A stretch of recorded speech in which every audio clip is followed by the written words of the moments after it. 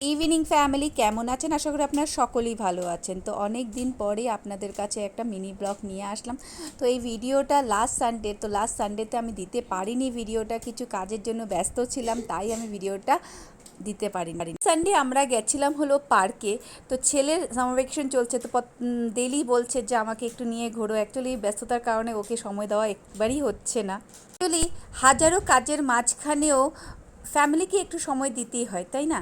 এর মধ্যে বা লাইফ স্ট্রাগলে আপস অ্যান্ড ডাউনস থাকে, সেটা স্বাভাবিক, কিন্তু সেটার মধ্যেও যদি ফ্যামিলি যদি হ্যাপি থাকে তাহলে সব কাজেই জয়ী করা যায়, তাই কিনা বলুন? করাই হয় ফ্যামিলিকে হ্যাপি রাখার জন্য, আর ফ্যামিলি যদি হ্যাপি থাকে তাহলে সব কিছু হাতের মুঠো। শাবাশ,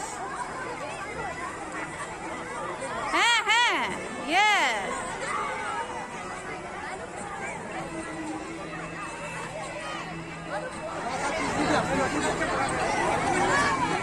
এটাতে হয়তো এমন কিছুই নেই দেখার মতন, কিন্তু তথাপি একটা শান্তিপূর্ণ প্লেস, বসে একটু সময় কাটানো আর ওই বাচ্চাদের একটু খেলার জায়গা, বাস সেটাই।